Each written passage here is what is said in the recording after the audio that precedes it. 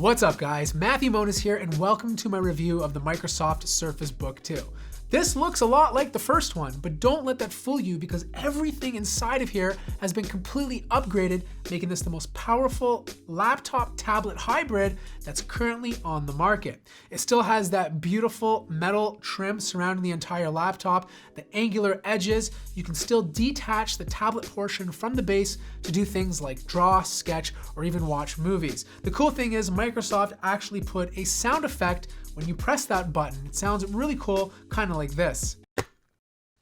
The port situation is very similar to the previous model, but the biggest difference is on the right side, you have a USB Type-C port instead of the old one, which was a USB 3.0. The USB Type-C port is not Thunderbolt 3, which is unfortunate for the few people out there that will use an eGPU down the road. You won't be able to do it with this laptop. On the left, you still have that SD card slot and two USB 3.0 ports, so there's plenty of ports to do the things you need to do. The tablet portion has no ports on it. You just have the power button, the volume rocker, and you have a rear camera, which is fantastic to do things like take scans of documents or a quick picture of a friend. Now, as much as I like the engineering behind the fulcrum hinge, it's not the most perfect thing out there. I mean, when you have the laptop completely closed, it does leave a gap, and that does accumulate dust and dirt as time goes on. That's not the biggest deal to me personally, but I know some people might find that annoying. The only thing I don't like about the fulcrum hinge is you get a lot of screen shake when you open and close the laptop or when you're typing on the keyboard. Now, unfortunately, you can't upgrade the internals inside of here. Most of the stuff is soldered onto the motherboard, and just getting inside of here is very tough.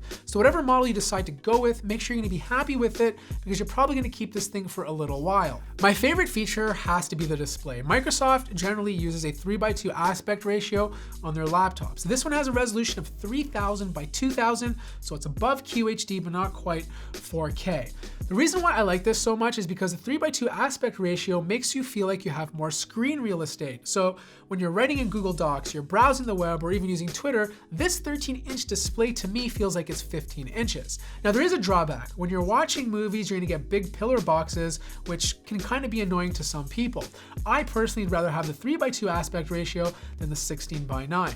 Besides that, color accuracy is phenomenal. Over 100% sRGB and over 78% Adobe RGB. So creative professionals are gonna love this display. The speakers on the Surface Book 2 are really small. They're on the front of the display so they don't get really loud. They're fine for like a small room or for personal use at home when you're watching a movie. The highs were crisp and the vocals were good, but there's not that much bass. Next up is the keyboard. Unfortunately, it's not full size, and probably some of you want a full size keyboard on a Microsoft product because maybe you work in Excel. I'm glad it's not, because they would have stuck it to the side of this thing, cramped everything together, and the keyboard experience would have went out the window. The travel distance is a little low at 1.2 millimeters, but I gotta commend Microsoft. They did a good job making it feel very clicky. It's a little mushy when you first start pressing on it, but there's a lot of actuation when you press all the way down. The touchpad below is fantastic. It's using Windows precision drivers. Gestures worked very well. Scrolling was accurate. Definitely one of the better Windows touchpads that I used in 2017. Now I quickly just want to jump to the pen for a second. It doesn't come with the Surface Book 2. You have to buy that separately for $100. It is a fantastic pen, probably one of the better styluses on the market. So if you want to sketch or draw, you're gonna have a great experience with this. There is a place to store it. On the 13-inch model on the left-hand side, there's a magnet to connect to it. And on the 15-inch model, you can connect the pen to either side. Next up is the performance, and this is probably the biggest upgrade to the Surface Book 2. The original one just wasn't powerful enough for me. The GPU inside was using a laptop GPU, which was like the 940 or a hybrid version, and it couldn't edit 4K video comfortably, and it couldn't play the few games that I usually play on a regular basis. But here we are with the latest 8th gen Intel CPUs using the Kaby Lake Refresh 8650U paired with a GTX 1050. This means I can edit 4K video pretty comfortably. There are some slowdowns when you add a lot of adjustments and transitions and color profiling, but I still can do it. And I can still take this with me on the road in this such small and portable form factor and get my work done. Now this is not a gaming machine, but because there is a GTX 1050 in here, you can play some games comfortably. Overwatch, for example, runs at 2560 by 1600 resolution at 70 frames per second, which is great. Destiny 2, on the other hand, you had to drop it down to 1920 by 1080 on low settings, and you get about 45 to 50 frames per second.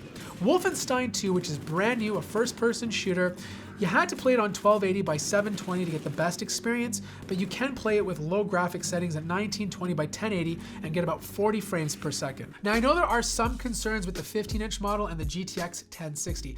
I don't have it here, so I can't report them, but the issues out there are around the fact that the laptop itself is not getting enough power, so if you're gaming on it for a very long time, the GPU switches off and it starts using the internal GPU, causing frame drops. Now I know Microsoft is planning to work on a fix for this, so if you have that out there, just hang tight. Hopefully a software update will come soon. Moving on to heat, and heat management with this CPU, the lower TDP, is fantastic. I never exceeded 70 Celsius no matter what I did to push this thing. In fact, the whole time I was averaging around 60 Celsius, which is amazing. Surface temperatures are great, around 43 degrees Celsius, so it never got hot to the touch. I don't have any concerns.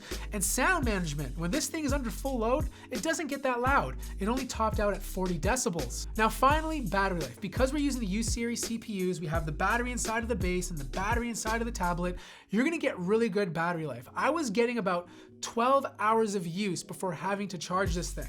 Just note, if you do detach the tablet portion will only be able to last 3 to 5 hours before needing to charge. So here's the bottom line. The Microsoft Surface Book 2 is a very special and unique product. It does a lot of things great. A beautiful display, a great design, has a powerful GPU, and amazing battery life. And it does this all while being small, portable, and perfect for traveling. Now it is very expensive, at $4,000 Canadian or $3,000 US for the fully spec'd 13-inch model. You gotta be someone that needs this to do everything. Now if that person is you, I think this is a much better product than something like a MacBook Pro. You're getting a lot more power and a lot more versatility. Now I wanna hear what you guys think in the comments below. Is this something you can see yourself buying? Do you like this product? What don't you like about it? Let me know. I'm very curious to hear what you have to say. If you like this video, feel free to hit the like button. If you're new to the channel, subscribe. And as always, I will see you in the next video.